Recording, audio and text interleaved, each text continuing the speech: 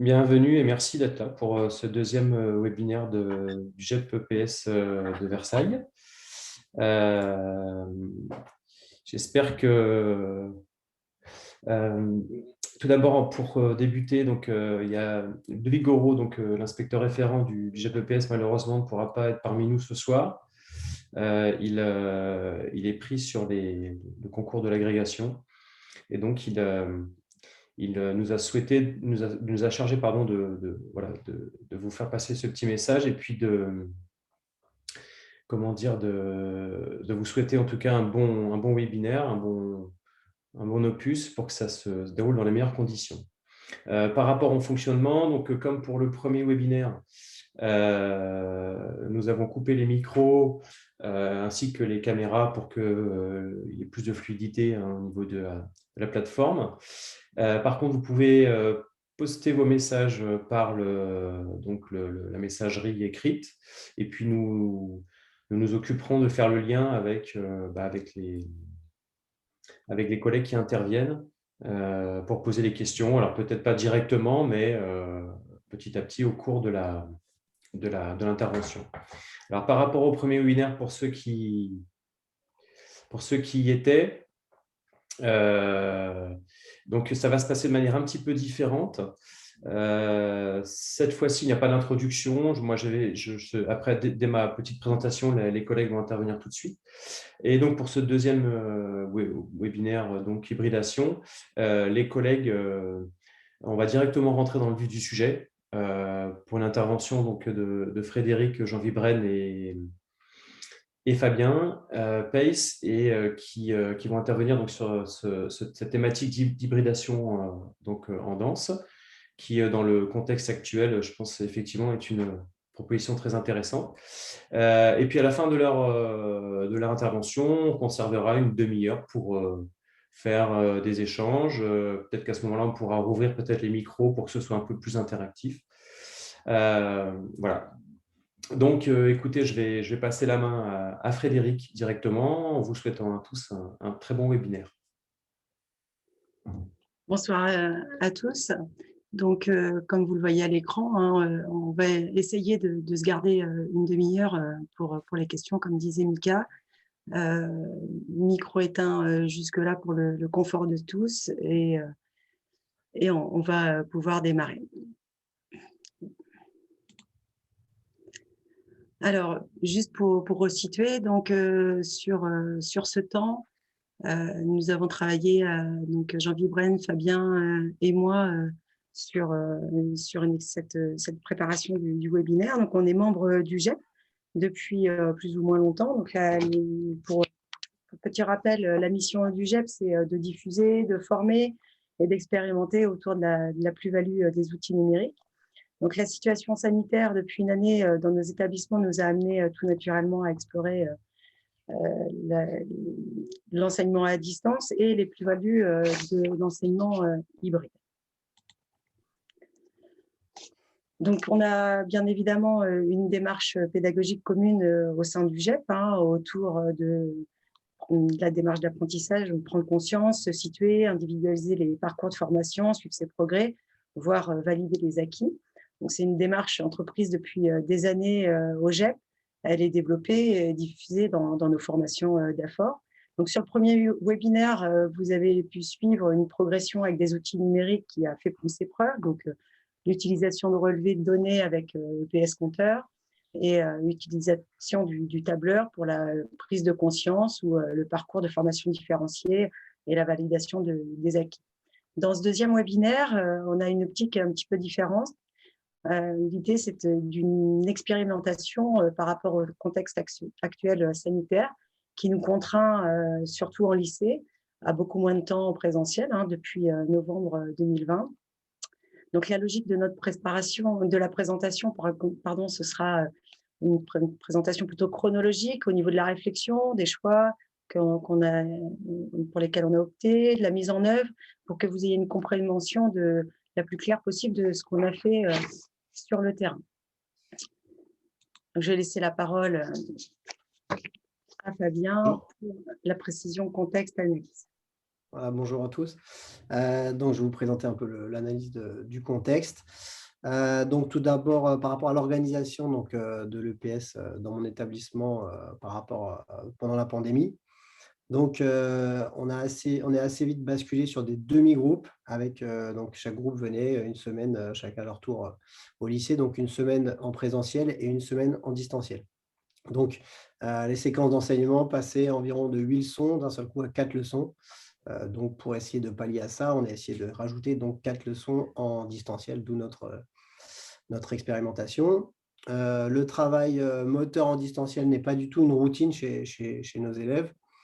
Ça, c'est quelque chose qu'on ne faisait pas du tout avant le Covid. Donc, l'association d'outils numériques donc intégrés, que ce soit l'ENT, à Pronote, à Google Éducation ou à Epsilon, leur démarche de formation n'est vraiment pas acquise au départ. Ensuite, donc, je vais vous présenter la classe sur laquelle nous sommes intervenus. Donc, c'est une classe de 30 élèves, une classe de terminale. Donc, c'est un groupe classe avec des élèves qui ont choisi un menu dans lequel il y avait du football, de la danse et du relais vitesse. Dans cette classe, il y avait 26 élèves de terminale technologique ou technique, donc 20 élèves en STMG et 6 en STI, et 4 élèves de terminale générale, dont 3 filles. Et sur le total de la classe, donc, il y avait 5 filles et 25 garçons. Voilà pour la présentation des élèves. Donc, on s'est posé plusieurs questions. Donc, tout d'abord, comment initier et maintenir l'engagement des élèves? Ensuite, comment gérer le distanciel? Ensuite, comment lier le présentiel et le distanciel? Comment faire travailler les élèves sur le plan moteur en distanciel? Comment utiliser le travail individuel, donc en distanciel, pour servir le projet collectif en présentiel? Et comment amener les élèves aux exigences de l'épreuve du bac, donc en danse, en seulement 4 séances de présentiel. Donc, tout cela nous a amené à déterminer une problématique qui est donc en quoi et comment l'articulation de ce travail en présentiel et du travail en distanciel peut-elle contribuer aux apprentissages des élèves dans l'activité danse en EPS. Donc, cela nous a permis de dégager des enjeux du distanciel. Donc, on en a dégagé 3. Donc, le premier, c'est initier et maintenir l'engagement des élèves. Le second, apprendre du vocabulaire corporel. Et le troisième, donc, acquérir des méthodes d'apprentissage. Donc, voilà, je vais laisser la main à Jean Vibren pour la présentation de notre démarche. Bonjour à tous. Donc, effectivement, là, je vais vous présenter la démarche donc, sur un plan sur le distanciel, puis sur le présentiel. Donc, la démarche dans le distanciel est menée du prof vers l'élève. L'objectif est de permettre à l'élève de travailler au niveau moteur par l'intermédiaire d'une vidéo d'experts en danse. Pour cela, donc, on devait sélectionner les ressources que l'on devait utiliser. Ce travail a été effectué par Fabien et l'équipe EPS du lycée en fonction de leur projet EPS, des caractéristiques des élèves et du thème qu'ils ont choisi pour le baccalauréat. Donc, il y aura trois ressources vidéo dans les exemples qu'on va vous montrer. Ensuite, nous avons déterminé quels étaient les moyens pour diffuser les consignes. Donc là, on est passé par Pronote, puisque c'est l'outil qu'ils utilisent à chaque fois au lycée. Et donc, les moyens pour demander un retour de pratique aux élèves. Donc là, on a choisi le Google Form. Il faut savoir que, comme l'a dit Fabien tout à l'heure, c'est que le lycée utilise Google Éducation qui respecte le RGPD. D'autres outils auraient pu être utilisés comme Epsilon, on l'a évoqué tout à l'heure, ou Glide Apps pour pouvoir faire une interaction avec les élèves et qu'ils puissent répondre à des questions. Le rôle de l'élève en distanciel, donc il doit expérimenter après le visionnage de la vidéo pour reproduire les mouvements et les mémoriser. Et grâce au Google Form, donc vous verrez des exemples sur quelques leçons, de permettre à l'élève de donner son ressenti sur ce qu'il a vécu. Donc, cette première phase en distanciel contribue à mettre les élèves dans l'activité et surtout à ce qu'ils prennent conscience, avec le travail d'analyse via les Google Forms, des difficultés auxquelles il fait face. On passe au niveau au présentiel. Donc, la démarche est un petit peu différente. Cette fois-ci, c'est l'élève qui mène, la démarche est menée de l'élève vers le spectateur et le prof. Donc, cette fois-ci, l'élève propose, montre ce qu'il a travaillé. Les spectateurs, à l'aide des supports vidéo comme Coach Eyes, vous verrez l'utilisation tout à l'heure, aident le danseur à améliorer son intervention. Le prof est alors un guide pour aider les élèves à trouver des axes d'amélioration. Le danseur réexpérimente à la lumière des feedbacks reçus et à l'aide des situations d'apprentissage qui sont proposées. Donc voilà en résumé le sens de notre démarche qu'on essaiera de poursuivre sur chaque leçon. Je donne la parole à Fabien à nouveau pour les leçons. Alors tout d'abord, là, on va vous montrer cette diapo. C'est juste pour que vous ayez une vision d'ensemble de la séquence d'enseignement. Donc, tout ce qui est sur votre gauche, ce sont les leçons. Donc, leçons 1, 3, 5, c'est des leçons qui ont été réalisées en distanciel, qui ont permis, entre autres, d'acquérir un vocabulaire corporel. Ensuite, tout ce qui est sur votre droite, donc ce sont les leçons 2, 4, 6, ce sont les leçons qui ont été réalisées donc, en présentiel et qui, à chaque fois, on a essayé de cibler une problématique sur l'action motrice de l'élève en danse. Donc, cette expérimentation, comme vous pouvez le voir, elle est que sur 6 leçons parce qu'en fait, en raison de l'évolution des règles sanitaires, on a été obligé de s'arrêter parce qu'on n'avait plus le droit de faire, donc de pratiquer à l'intérieur. Donc, on a été obligé de s'arrêter, on a repris et puis après, on a arrêté. Donc, en fait, on avait prévu une expérimentation sur 8 leçons et en fait, on a dû s'arrêter à 6 leçons. Donc, on va vous montrer tout ce qu'on a fait donc, dans ces 6 leçons. Donc, on est parti pour la première leçon.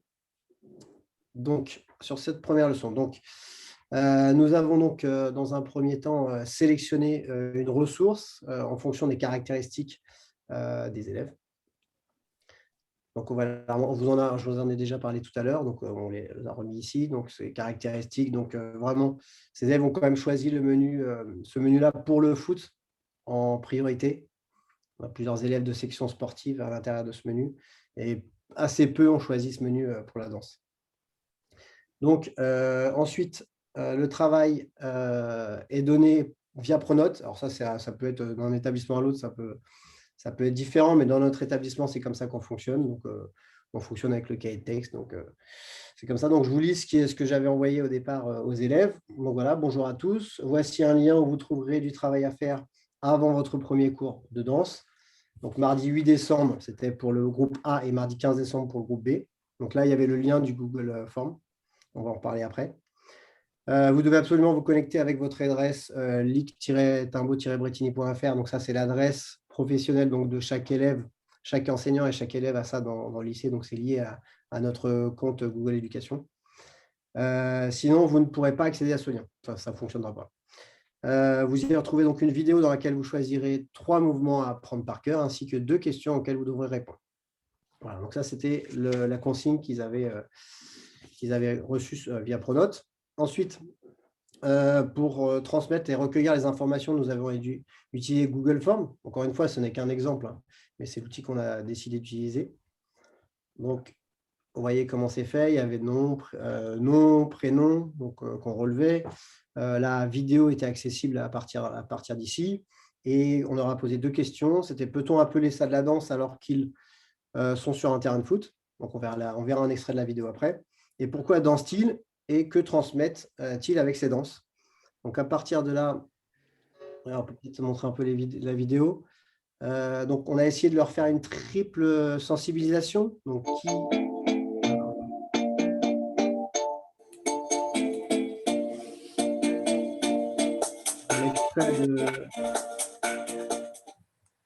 l'extrait qui leur a été fourni. Donc, la vidéo était un peu plus longue. On l'a un petit peu recalé pour la présentation. Là. Donc, c'était un peu une triple sensibilisation avec cette vidéo.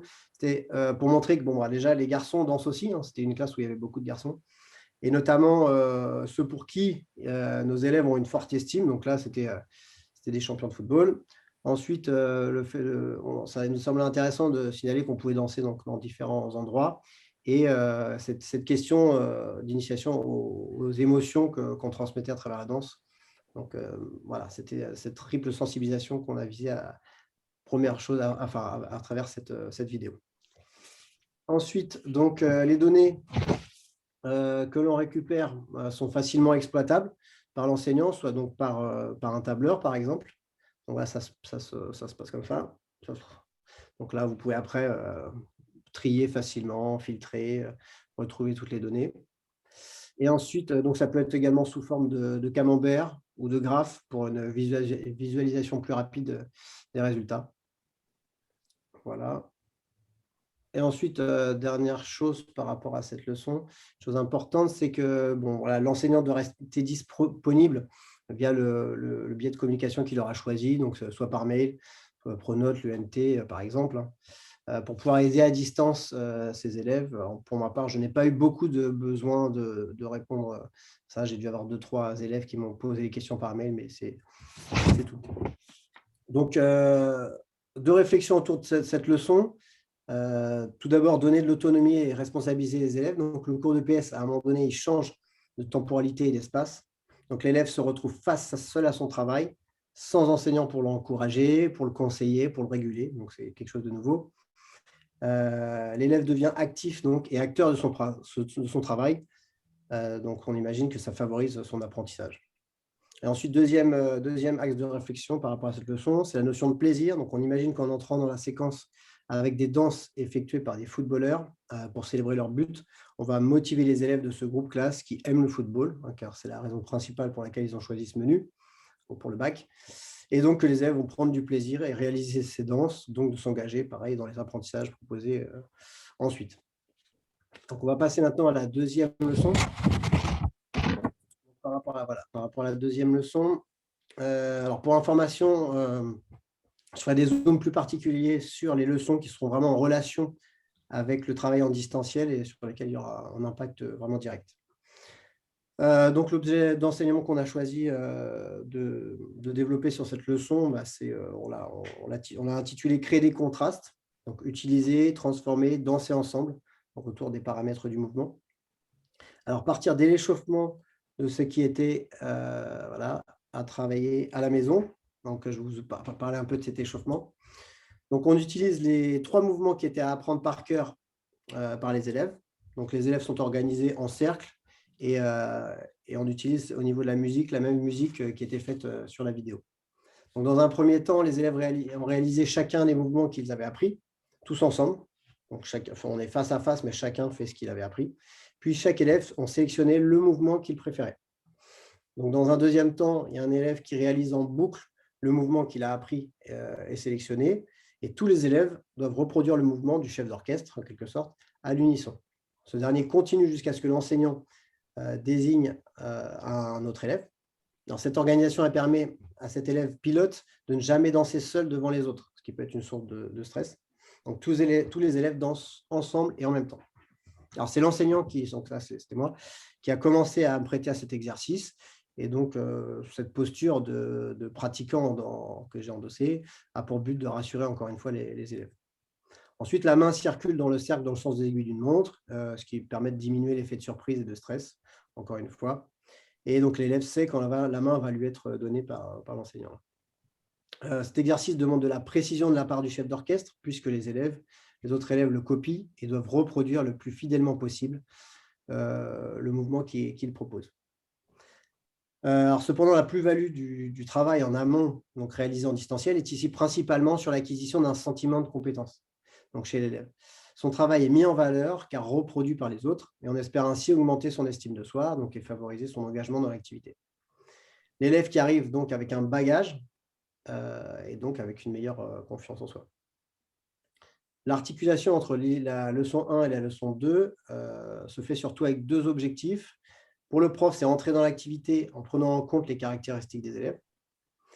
Et pour l'élève, c'est entrer dans cette démarche de lien entre le travail fourni en distanciel et le travail en présentiel. Donc, l'objet d'enseignement principal de cette deuxième leçon, qui en fait au final la première leçon en présentiel, ne repose pas intégralement sur le travail en distanciel, au cas où certains élèves n'avaient rien fait. Donc, c'est quand même une possibilité à prévoir. C'est ensuite, dans cette situation d'apprentissage. Ensuite, on a fait une situation d'apprentissage dans laquelle les élèves ont appris à utiliser et à jouer sur les contrastes des paramètres du mouvement en utilisant des verbes d'action inducteurs. Donc là, il y avait un petit clic là, Fred. Pardon. Voilà, donc on a utilisé donc l'espace, le temps et l'énergie, vraiment dans ces extrêmes. Donc, c'est des notions qui seront utiles par la suite, dans la suite de la séquence, à la fois dans le présentiel et dans le distanciel pour l'élève. Ensuite, dans la situation suivante, les élèves ont appris une phrase imposée à partir de marches sous forme d'accumulation. Donc là, en dehors du pôle moteur, l'important était l'apprentissage méthodologique pour le travail en distanciel après. Donc, on leur a donné des méthodes pour apprendre à apprendre même du vocabulaire corporel. Et donc, on leur a donné une stratégie d'apprentissage. Donc, à la fois par accumulation l'accumulation pour apprendre à mémoriser et la décomposition donc à des vitesses plus lentes pour apprendre à travailler également la précision. Enfin, donc, les élèves ils sont rentrés dans cette leçon dans un processus de création, puis de restitution, dans lesquels ils ont dû, par groupe de 4 environ, réaliser une petite chorégraphie. Dans cette chorégraphie, donc, on devait retrouver 2 contrastes liés aux paramètres du mouvement, les mouvements des footballeurs qu'ils avaient appris en distanciel et une partie de la phrase apprise lors de la situation précédente avec des modifications possibles par rapport au choix des élèves. Donc, par rapport à ce travail de création, la collaboration nécessaire entre les élèves à ce moment de la leçon leur a permis de réinvestir leurs apprentissages en distanciel et leurs apprentissages en présentiel dans un projet collectif. La recherche d'un but commun a favorisé leur engagement. Et donc, les élèves ont utilisé le travail réalisé en distanciel pour enrichir le contenu du présentiel afin de construire leur chorégraphie. Chaque élève du groupe a ainsi eu quelque chose à apporter au collectif, ce qui est plutôt valorisant et peut nourrir son sentiment de compétence et ainsi son engagement dans la séquence. Lors de la restitution ensuite, les élèves spectateurs ont observé la présence de l'utilisation des paramètres du mouvement dans leurs extrêmes, ainsi que l'aisance et la précision des mouvements réalisés par les danseurs. Ils ont utilisé un Google Form, voilà, que vous voyez ici, afin de renseigner leurs réponses suite aux restitutions chorégraphiques. Il était important pour nous de vérifier que tous les élèves maîtrisaient cet outil pour qu'ils puissent le réutiliser en distanciel sans souci. Alors, revenons sur les observables. Pour observer l'aisance et la précision des danseurs, nous avions donné des indicateurs sous forme de questions. Donc, ils apparaissent ici, vous les voyez à l'écran. Voyez-vous donc les starters du mouvement, exemple coude, épaule, poignet, tête, pour la précision. Et le danseur est-il relâché? C'était pour l'aisance, pour observer l'aisance. Donc, ces notions de précision et d'aisance nous semblent être des notions clés vraiment dans l'apprentissage moteur du danseur. Donc, selon les réponses des spectateurs que vous avez pu voir sur le graphe, il y avait 56% des élèves qui dansaient en étant relâchés avec aisance, tandis qu'il n'y avait que 23% des réponses qui indiquaient un 5 sur 5 aussi pour la précision des danseurs. Donc, on peut remettre bien sûr en question cette coévaluation des élèves entre eux en termes d'échelle de notation, parce que 5 sur 5, ça paraît un peu exceptionnel par rapport à leur niveau. Mais en tout cas, on peut comparer ces données entre elles parce qu'elles sont faites par les mêmes personnes pour les mêmes personnes. Ces stats donc, sont visibles, bien sûr, par les élèves et annoncés pendant le cours. Donc, ainsi, le thème de travail sur la précision du danseur, afin de la faire progresser au niveau moteur, est celui qui a été retenu et développé, vous le verrez avec Jean Vibren lors des leçons suivantes. Pour finir la leçon, nous avons eu le temps de visionner une fois la vidéo ressource que je leur ai envoyée pour la semaine suivante en distanciel et de définir les deux objectifs suivants. Donc, l'apprentissage de 10 mouvements au choix et la précision des mouvements, ainsi que les termes qu'ils ont pu rencontrer sur Google Form, par exemple, en parlant de starter de mouvement. Donc là, maintenant, je vais laisser la main à Jean Vibren pour la suite de la présentation de notre expérimentation. OK. Donc, nous allons décrire Alors, maintenant… juste, excuse-moi Jean Vibren, il y a une question de Delphine qui demande, Fabien, quand tu as fait le questionnaire, donc est-ce que tu as eu beaucoup de retours? Est-ce que tous les élèves ont répondu ou quel taux de retour tu as eu à peu près sur le… Je vais vous en parler après aussi. Alors, ouais, le taux, non, c'est pas, et le taux n'est pas exceptionnel de réponse. Alors, justement, on va en parler. Ça, on a analysé un peu du fait que c'est sur une classe qui est principalement de STMG, STI. On a un taux de retour qui est, on va dire, de un tiers, un peu plus qu'un tiers de retour. Après, on a un peu fait l'analyse, donc on développera cette réponse par la suite. Là. OK, donc on va décrire donc, la leçon 3 et la leçon 4. Donc, comme nous l'a expliqué Fabien à l'instant, il ressort de la séance précédente que la précision des mouvements semble poser problème aux élèves. L'objectif de la séance, donc là, je vous ai mis en lien la présentation de la séance. Donc, l'objectif de la séance est donc de travailler sur la précision du mouvement à l'aide des starters du mouvement comme indicateur. Voilà. Donc, le travail en distanciel. Donc, le travail en distanciel nous sert ici à proposer aux élèves un vocabulaire corporel et qu'ils prennent conscience des difficultés ou des réussites auxquelles ils sont confrontés. Donc là, ici, on a la consigne via Pronote avec la vidéo.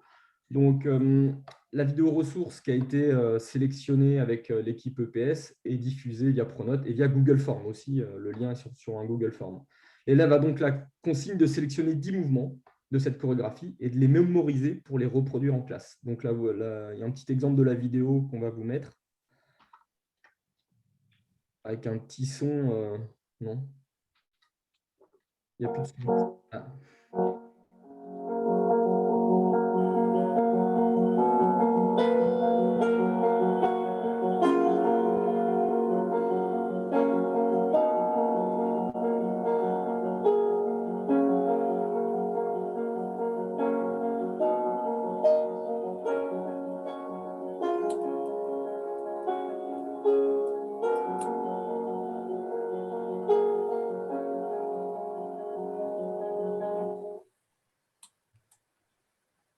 Si tu veux continuer la vidéo, continue. Ouais, donc là, une fois qu'ils ont visionné ça, alors cette vidéo, elle est disponible sur leur Google Form. Et il y a en même temps, sur le Google Form, on va le voir juste après la vidéo, 3 questions qui leur sont posées pour analyser leur pratique. On va la voir juste après la vidéo, elle est bientôt terminée. Tu peux. Alors, elle paraît complexe comme ça. C'est la première impression qu'ont eu les élèves au départ, avec le cours, à la fin du cours de Fabien, que ça paraissait complexe. Et puis, on va voir tout à l'heure la production des élèves, qui est finalement assez similaire. Enfin, c'est similaire sur les mouvements qu'ils ont choisis. Bon, tu peux le couper, Fred, c'est fini, je crois.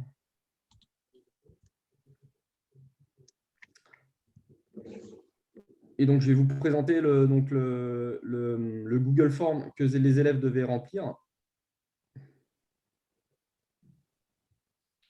Donc, voilà à quoi ça correspond.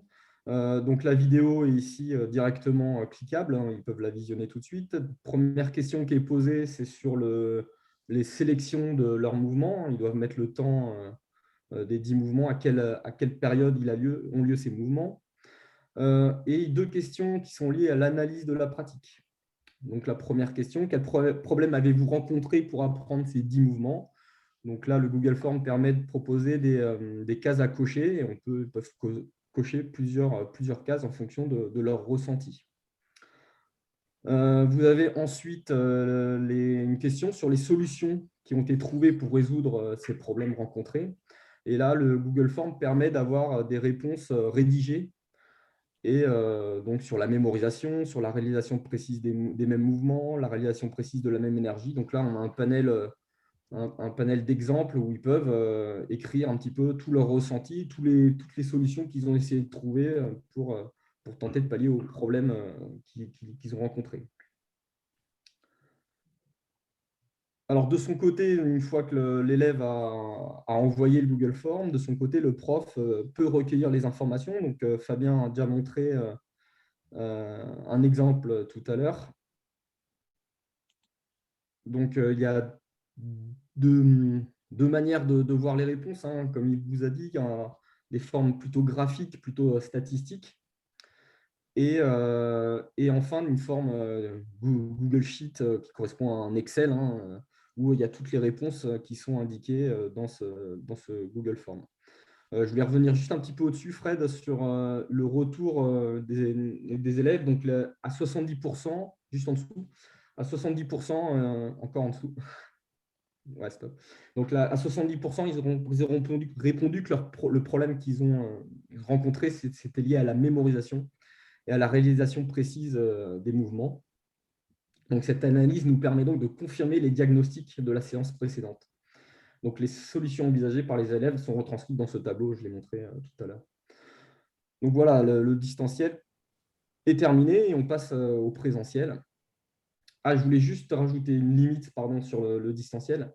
Donc, c'est un peu pour répondre à la question de tout à l'heure. Donc, sur le cas qu'on vient de voir, seuls 10 élèves ont répondu au questionnaire, dont 4 qui ont répondu dans la nuit avant le cours. Donc, ça, c'est vraiment, ça interpelle. Mais finalement, on a compris que certains élèves avaient quand même travaillé sur la vidéo en amont, mais sans pour autant compléter l'analyse, les questionnaires. Mais par contre, on n'a pas de statistiques précises sur ceux qui ont travaillé finalement avec la vidéo sans compléter le questionnaire. Alors, au niveau du présentiel, donc l'objectif de cette séance est donc de proposer des remédiations pour que le danseur améliore la précision de ses mouvements. Donc, en gros, si on avait suivi le premier webinaire, on passe de la phase je sais que je ne sais pas à la phase je sais que je sais. Donc, lors de la première partie de la séance, les élèves révisent leur travail réalisé en distanciel et on leur demande de montrer aux spectateurs leur production, sans que le prof n'ait eu à donner de feedback pour l'instant. Donc, je vous propose de visualiser la prestation d'Enoch à gauche.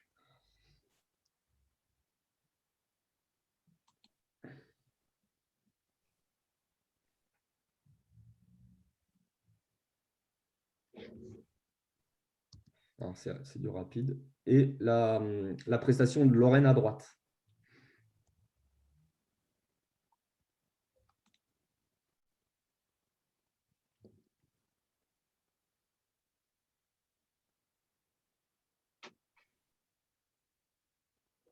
Donc là, elle avait même utilisé un plint là pour faire sa prestation. Donc c'est la prestation qu'ils ont pu montrer à la fin de cette première partie de séance. À noter que ce montage vidéo, les élèves ne l'ont pas vu. C'est un montage que nous, on a fait après leur prestation, enfin après le cours, pour qu'on puisse se rendre compte des différences.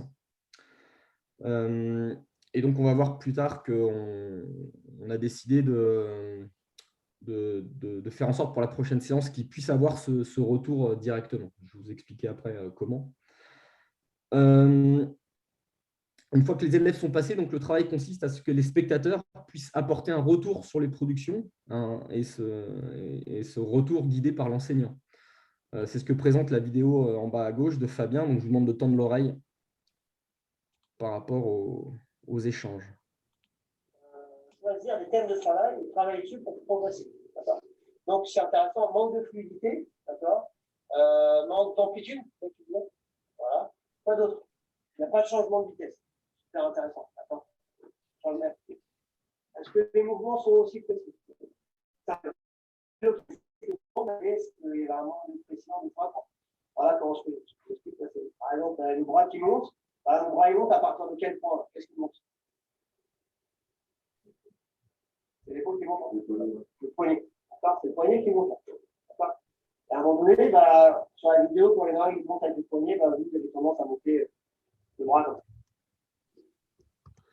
Donc, on entend à nouveau les difficultés liées à la précision du mouvement. Il ressort également des difficultés liées à la vitesse, à l'amplitude du mouvement, donc ce qui permettra de faire l'articulation avec les séances suivantes. Donc, l'enseignant propose alors un travail spécifique sur les starters du mouvement qui vont permettre de donner plus de précision au mouvement. Donc, la situation d'apprentissage qui est proposée consiste à créer un duo dans lequel ils vont travailler la répulsion et l'impulsion, donc le travail où l'un des élèves appuie ou tire sur certaines parties du corps pour obtenir un mouvement en réaction. Cela permet de faire prendre conscience aux élèves des parties du corps qui permettent d'initier le mouvement et pour aider l'élève à la prise de conscience de ses sensations. Fabien leur a demandé de fermer les yeux pour se concentrer sur ses mouvements. Pour faire évoluer la situation, il leur a été demandé de faire l'exercice tout seul et c'est ce qu'on voit actuellement. Donc, on voit qu'ils ont modifié la manière d'initier le mouvement à travers ces starters du mouvement.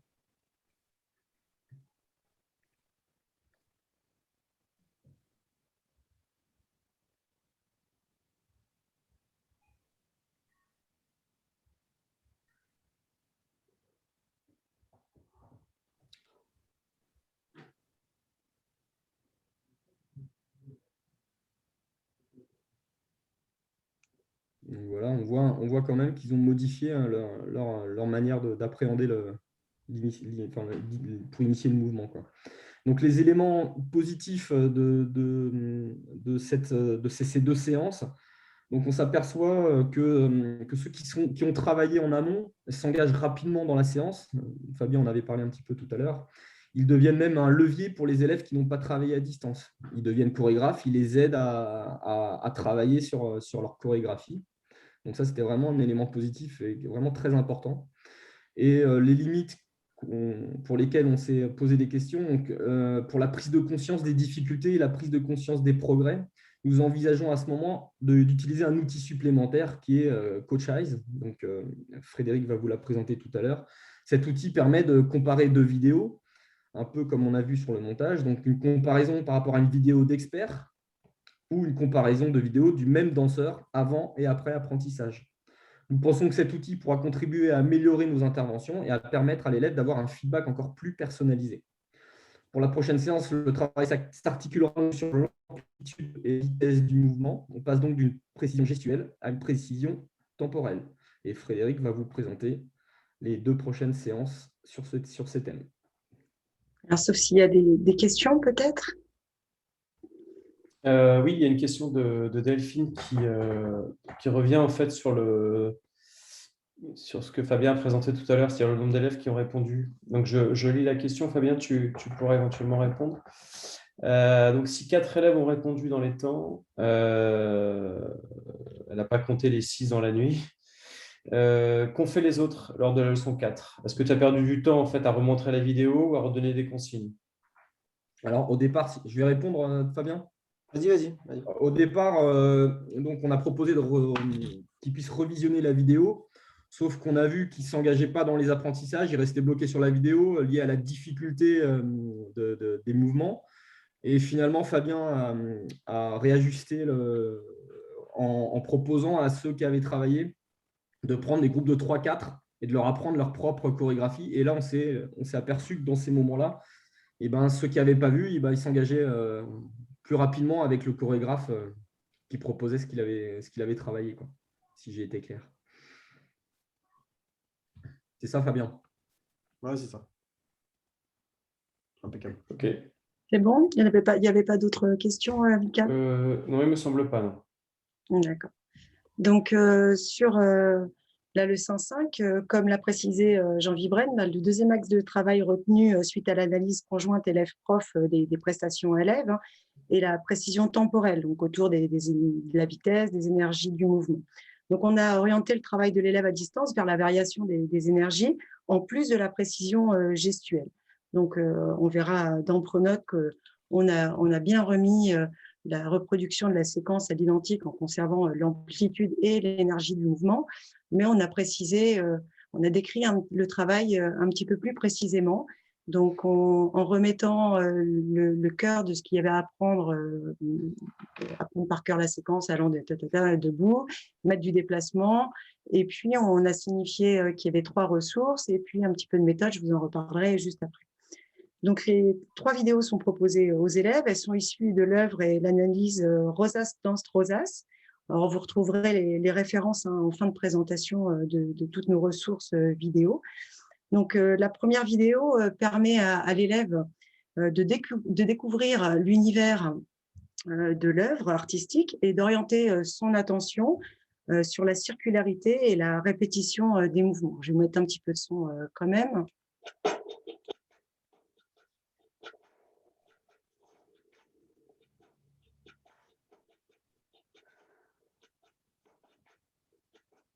Alors, on a choisi de ne pas demander d'analyse vidéo via un Google Form pour ce moment-là. C'était un retour après un long temps d'arrêt puisque les premières séances ont été faites en novembre-décembre et que nous nous sommes revus en mars puisque la suite des décisions ministérielles, nous n'avons pas pu faire de séances en intérieur fin janvier, début février, mi-mars. Donc, voilà, on les a retrouvés le 30 mars. Donc, l'idée, c'est dans cette petite vidéo, c'est de créer du lien entre le contenu qui va être à apprendre le mouvement et puis une production finale, quelque chose de plus collectif. La deuxième vidéo est une analyse de la chorégraphie. Alors, je vais la remettre un petit peu au début. Elle permet à l'élève d'identifier certains procédés de composition, comme l'accumulation, canon, unisson ou certaines dissociations. Et on a insisté sur l'analyse, en tout cas le regard sur ces procédés de composition, puisque l'accumulation et l'unisson, en plus d'être des procédés de composition à utiliser dans leur prestation collective, vont devenir des outils aidant à l'apprentissage. Donc, à la fois pour apprendre, à la fois pour reproduire les mouvements avec précision, et à la fois pour se situer. La dernière vidéo, quant à elle, décompose les mouvements. Alors, vous connaissez peut-être. Elle décompose les mouvements. Elle allie l'accumulation, la répétition et le ralenti. Donc, je vais vous placer la vidéo à un endroit. Tac. Voilà. So that's to explain you briefly the movements. You go with your right hand to your right hip, then you fold your arms right and left. You bend over, then you come up and the right hand you place on your right leg. Donc l'idée, c'est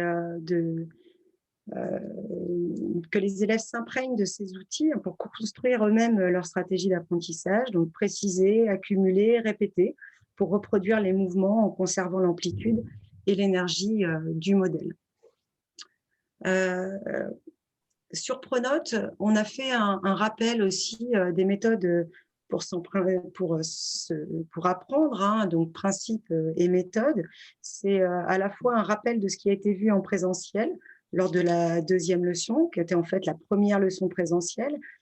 C'est à la fois un énoncé clair de ce qu'il y a à faire pour apprendre si l'élève ne fait pas par lui-même le lien entre ce qui a été vu, ce qui a été proposé dans la vidéo numéro 3 et ce que l'on attend de lui en distanciel.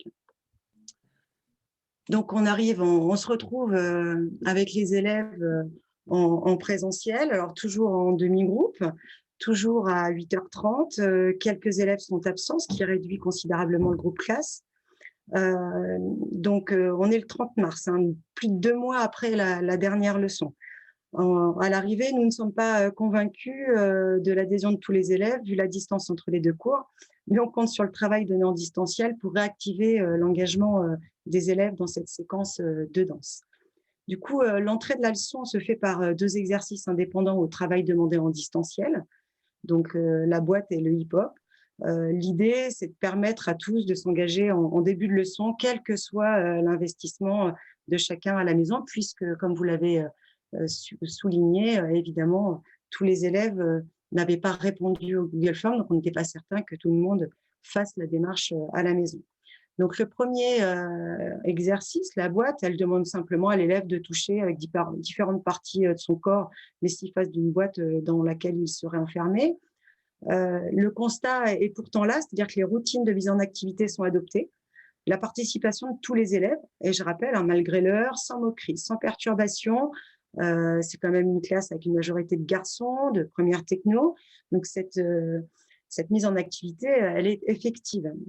Dans la deuxième situation… Fred, tu peux mettre en plein écran, s'il te plaît. Ah ouais, ok.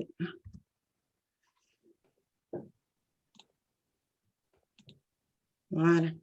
Non, le Geniali.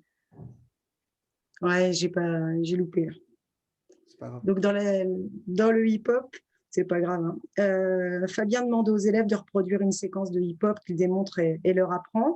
Et là, seule la méthode pour apprendre est en lien avec le travail en distanciel. C'est-à-dire qu'on retrouve tout ce qui a été donné en distanciel à ce moment-là, décomposé, répété, accumulé, et l'exigence gestuelle. Et on constate, hein, vous l'avez vu sur les images, l'adhésion de tous les élèves, alors avec plus ou moins de réussite évidemment. Pendant la phase de travail, hein, juste avant cette vidéo-là, on a observé une réelle mise en activité de répétition avec un objectif de précision. Les élèves, durant toute la phase de travail, ont été demandeurs d'explications, d'aide et de validation. Et ça nous a quand même, c'est resté surprenant vu les caractéristiques des élèves et le fait que cette séance arrive 2 mois après tout le reste. Donc, on peut sûrement émettre l'hypothèse que le travail en distanciel a eu un effet sur la mise en projet de développement dans la langage corporel dansé et une mise en confiance dans ce projet qui est commun, partagé. Une confiance, évidemment, qui permet un engagement effectif en classe. La situation d'apprentissage principale est ensuite, tout simplement, de reproduire en petits groupes, à l'unisson, la séquence dansée apprise à la maison. Alors, Fabien rappelle l'exigence de précision quant à l'amplitude et à l'énergie des mouvements. Elle s'est finalement décomposée en 2 temps, même si ce n'était pas tout à fait ce qu'on avait prévu. Un temps de travail plus sur la mémorisation et synchronisation des mouvements dans les groupes et un temps de travail sur les variations d'énergie. Donc, dans un tout premier temps, au début de la situation, les réactions des élèves est binaire. C'est certains avouent ne pas avoir travaillé et puis d'autres avouent avoir travaillé un peu, mais personne ne nous annonce qu'il a tout bien fait. Quand on les voit travailler, on s'aperçoit que dans chaque groupe, l'élève ayant un peu travaillé devient tout naturellement le leader. Je vais vous présenter cette petite vidéo-là. Si elle veut bien passer en grand, elle ne veut pas. Je vous la présente comme ça. Donc là, l'élève de droite avait annoncé qu'elle avait travaillé et on voit corporellement que c'est acquis. Mais au fur et à mesure, voilà, elle est leader et on compte sur elle. C'est elle qui compte, c'est elle qui rappelle qu'on commence à droite, à gauche, etc. Donc, les élèves qui ont annoncé avoir un peu travaillé, ils apparaissent quand même avoir assez bien travaillé parce qu'ils arrivent avec un bagage assez complet. Les mouvements sont mémorisés. Bon, il manque encore un petit peu d'amplitude et ils ne comportent pas, par contre, les variations d'énergie attendues. Et le deuxième constat, c'est que, mine de rien, les élèves ayant annoncé ne pas avoir travaillé, finalement, ils apprennent bien vite. Donc, l'hypothèse que nous émettons est que les élèves ont regardé les vidéos, même si certains n'ont pas fait l'effort de mémoriser les mouvements. Donc, une certaine empreinte mnésique a dû se créer, permettant un apprentissage plus rapide des mouvements en classe. D'autre part, les élèves n'ayant pas eu la possibilité de se situer dans leur travail à la maison, ils ne peuvent pas avoir avancé le fait d'avoir réussi complètement le travail demandé en distanciel, d'où j'ai un petit peu travaillé. Donc, ce qui est sûr, c'est que nous notons une réelle différence entre ce qu'on appelle le pas travailler chez le prof. Nous, quand on nous annonce qu'on n'a pas travaillé, c'est qu'on n'a même pas été cliqué sur les liens, voire on n'a pas ouvert Pronote. Et puis, le pas travailler pour l'élève, qui apparemment est un petit peu différent. Il semblerait quand même qu'ils aient regardé la vidéo. Donc, petit à petit, on remarque que dans chaque groupe, au fur et à mesure du travail sur la synchronisation, évidemment, aujourd'hui, ce matin, ça a marché, c'est comme d'hab. Ça marche quand on teste et puis ça ne marche plus quand on le fait. Désolée. Donc, au fur et à mesure du travail sur cette mémorisation, synchronisation, les leaders changent. C'est-à-dire que certains vont rappeler l'exigence de précision, d'autres certains mouvements. Il y a très peu de remarques sur l'énergie, mais ils sont vraiment dans une phase de répétition. Et tout ça se fait dans un esprit collaboratif très positif. Il n'y a toujours pas de moquerie, il n'y a personne qui se met sur le côté en disant qu'il n'y arrive pas. C'est vraiment intéressant de voir que tous les élèves s'engagent. Donc, voilà, les élèves répètent, mais les variations d'énergie ne semblent pas au centre du projet collectif. Alors, dans un groupe, on a demandé pour voir un petit peu on a demandé à un élève de se mettre dans la position de juge. Alors, tous les 3 élèves y sont passés, et d'analyser la prestation de ses 2 camarades. On constate que l'élève juge, il analyse la prestation en s'appuyant sur la comparaison entre les 2 élèves observés et non pas entre les élèves observés et la prestation modèle comme ça a été un petit peu demandé puisqu'il fallait reproduire à l'identique l'énergie, l'amplitude et la qualité des mouvements. Donc, on a émis l'hypothèse que le visionnage des vidéos par les élèves, à la maison en tout cas, il s'est fait au travers de filtres d'analyse déjà expérimentés en présentiel, donc la précision des mouvements, ou alors à travers un filtre accessible en termes de représentation cognitive, comme l'unisson. Pour les élèves, être synchro, c'est un indicateur commun partagé en danse. La deuxième hypothèse, c'est que les élèves, pour analyser, comparent 2 prestations en présence. Et en l'absence de la vidéo modèle, ils comparent les élèves entre eux et peuvent donc oublier l'indicateur énergie du mouvement si aucun danseur ne l'a reproduit. Donc, on est entré dans une 3e phase de travail où nous avons décidé d'utiliser l'application CoachEyes. Alors, pour un tout petit rappel rapide sur l'utilisation des outils numériques en EPS au sein du GEP, donc l'a priori est que les outils numériques sont au service des élèves pour prendre conscience, pour se situer, pour individualiser son parcours de formation, percevoir ses progrès, voire valider des acquis. Donc, ils permettent, entre autres, de prélever des données sur l'activité de l'élève ou du groupe d'élèves.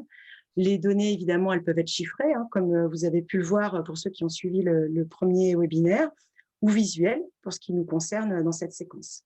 Alors, au niveau des données visuelles, on peut avoir un type replay, donc la vidéo, elle est enregistrée sur l'appareil, ou en différé, donc la diffusion des images se fait juste dans un décalage temporel paramétré par le professeur. Mais dans ce cas-là, la vidéo n'est pas enregistrée, on ne peut pas y revenir après.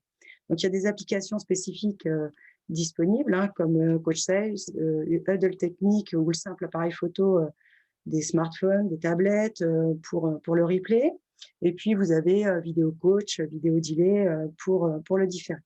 Donc, nous, on choisit le mode replay dans nos séquences et un outil spécifique de comparaison de 2 vidéos. Donc, c'est possible avec l'application CoachEyes.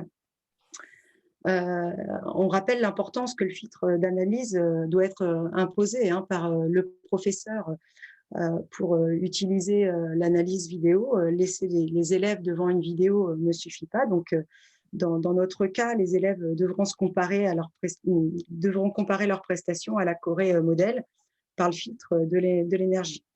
Donc, juste pour compléter, utiliser ces outils numériques en EPS, c'est tenter à la fois de rendre l'élève autonome dans le feedback par un cadrage d'utilisation de l'outil, c'est-à-dire qu'on leur explique, on leur fait utiliser l'outil, et puis petit à petit, par une utilisation régulière du même outil, on peut créer des routines d'analyse, donc soit les carreaux modèles, soit l'atteinte d'un niveau d'exigence, des routines quant à l'énoncé aussi d'hypothèses explicatives ou le choix d'axes de travail pour progresser. Dans les outils numériques vidéo, l'idée aussi, c'est de multiplier les retours d'informations. Chaque groupe d'élèves ou chaque élève, dans un temps qui est décidé par lui, autant de fois qu'il l'a voulu, peut s'analyser, poursuivre son travail. L'élève ou le groupe n'attend pas que le professeur soit dispo ou de passer devant une corde de spectateurs, d'observateurs pour avoir un retour sur son activité.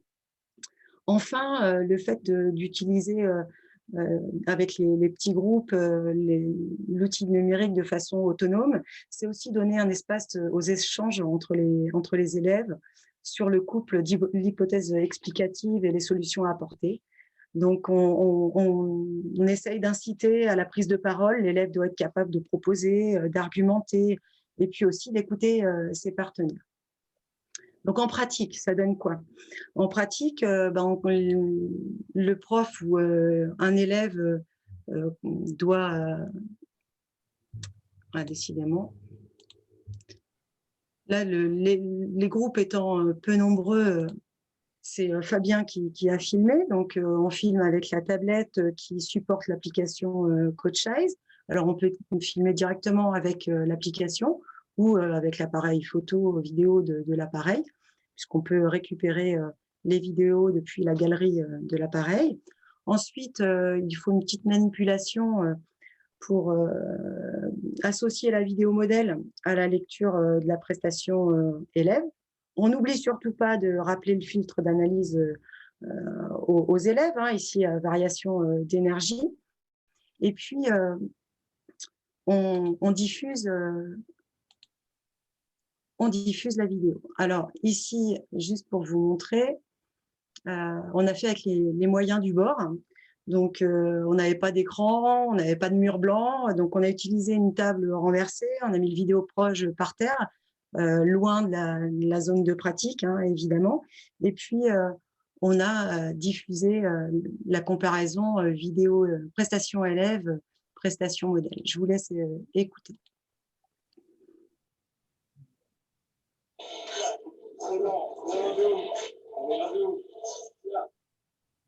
Donc, je ne sais pas si vous avez bien entendu, mais la réaction des élèves, c'est on est trop lent de ouf. Donc, ils ont évidemment tout de suite mis le doigt sur le problème principal à régler pour s'approcher d'une reproduction à l'identique du modèle proposé, comme demandé à l'initial. Donc, dans un dernier temps de travail, ils repartent bosser, hein, avec la variation d'énergie comme objectif. Et ils ont bien le constat, hein, qu'ils ne sont pas du tout dans l'énergie demandée, dans les vitesses d'exécution attendues. Fabien les a aidés quand même à l'analyse de cette vidéo, en leur apportant des précisions sur les temps de suspension, de rebond ou d'accélération de la séquence dansée qu'ils pouvaient apporter. Et là, on constate une motivation importante, assez étonnante. La mise au travail est rapide, ciblée, et ça dénote vraiment avec leur attitude de début de cours où on ne les sentait pas très, très énergiques. Et suite à un court temps de travail, en tant que prof, nous, on observe de réels progrès pour les deux groupes. Du coup, on les filme à nouveau et toujours avec l'application CoachEyes, on leur permet de se situer, de situer leur progrès, alors de deux façons différentes. Alors, on a proposé au groupe de se voir dans le mode avant-après. Donc, on a les deux vidéos logiquement au-dessus, la vidéo de après avec plus d'énergie. Voilà, donc les commentaires des élèves, ils remarquent leur progrès, mais quand on va leur proposer la vidéo avec la comparaison au modèle, il y aura un petit peu plus de réaction.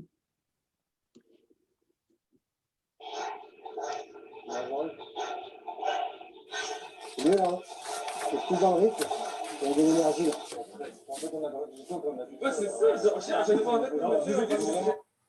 Donc le deuxième groupe, hein, vous allez pouvoir remarquer aussi. Le deuxième groupe a aussi réalisé des progrès.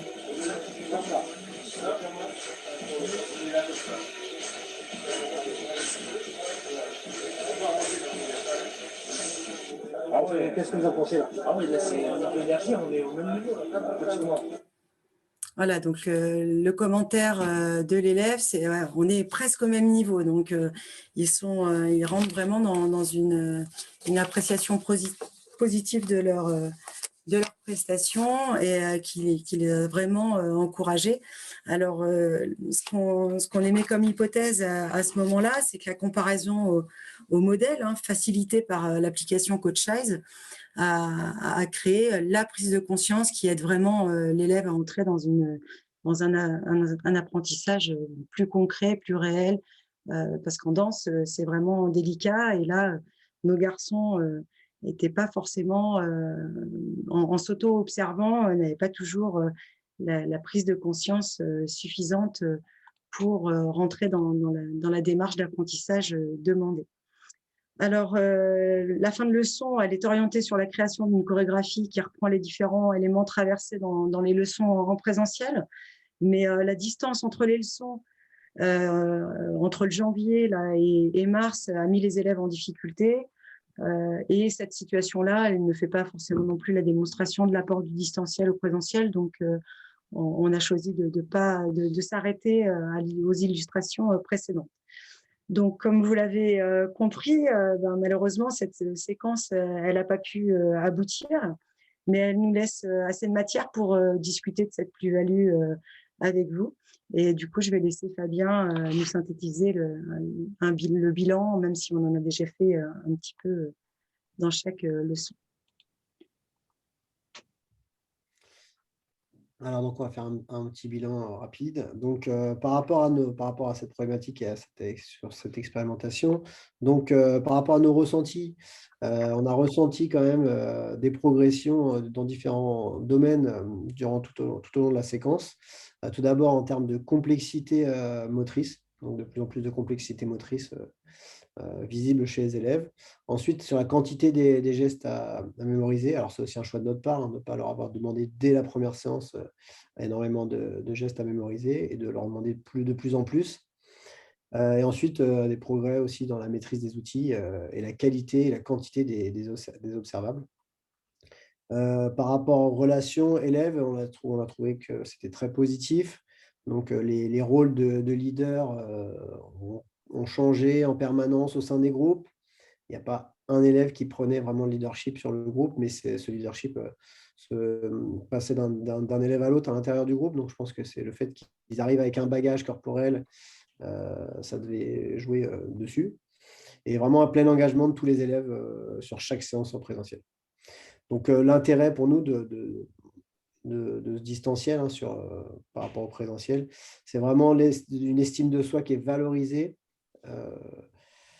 pour l'élève. Et cette collaboration aussi qui est améliorée, on va dire, grâce au bagage corporel avec lequel l'élève arrive dans la leçon. Ensuite, par rapport aux écueils et aux limites qu'on a rencontrées, on a quand même toujours des élèves qui arrivent en cours sans avoir vraiment travaillé. Donc ça, on n'a pas réussi à faire en sorte que 100% de la classe arrive en ayant travaillé en distanciel. Je pense que dans toutes les matières, on a les mêmes problèmes, avec forcément du décrochage. Et ensuite, voilà, le distanciel, il n'est pas là pour remplacer le présentiel, mais il permet de l'améliorer. Et on pense qu'au final, ce travail en distanciel pourrait aussi être utilisé de manière ponctuelle lorsque le contexte sanitaire ne l'y obligera plus, en fait. Voilà. Après, je vais donner la parole à Fred pour une petite conclusion. Oui, alors très, très rapidement, pour revenir sur la modélisation des phases d'apprentissage que Mickaël vous a présenté lors du premier webinaire, nous pensons qu'il est essentiel de ne pas placer l'élève dans la phase de prise de conscience en distanciel. Donc ça, il faut vraiment y faire attention pour éviter de le laisser dans un registre émotionnel désagréable, sans solution d'appui, d'encouragement et de remédiation immédiat. Donc on a tenté de limiter le travail à la maison à l'utilisation des ressources dont il dispose, donc début de la phase 1. En revanche, progressivement, le travail demandé est devenu plus guidé, plus exigeant, plus complexe. On est quand même passé de la danse des footballeurs à Rosas. Donc, inutile de préciser que la diminution de la peur du regard de l'autre, comme disait Fabien, l'arrivée avec un bagage, a favorisé un climat de classe propice, essentiel pour cet apprentissage en EPS. L'engagement et la motivation des élèves, malgré l'heure du cours, mardi 8h30, malgré le fait d'avoir réalisé 2 leçons en distanciel plus 2 en présentiel en décembre-janvier, et de revenir en mars pour une seule leçon en distanciel et une en présentiel, nous a quand même convaincus des apports de ce type de travail en mode hybride sur l'engagement des élèves. Donc, on pourrait concevoir que le travail en distanciel permette à l'élève de s'engager dans une phase d'individualisation aussi. Et là, j'ouvre un petit peu le débat pour la totalité des champs d'apprentissage. Donc, phase d'individualisation de son parcours d'information, le distanciel ouvrant la voie d'une analyse de ses résultats, de ses prestations, qui peut amener les élèves à froid, à la maison, à réaliser des choix en termes d'axes de travail ou de niveau d'exigence à atteindre. Donc, la piste est lancée sur l'intégration de ce mode hybride dans notre enseignement au quotidien. Et pour finir, donc on vous avait promis les ressources. Et évidemment, on remercie les élèves du lycée Jean-Pierre Timbaud qui ont accepté d'être filmés et d'avoir plusieurs profs en présence avec lui. Très bien, merci. Merci à vous trois pour ce gros travail effectué et surtout le travail de synthèse et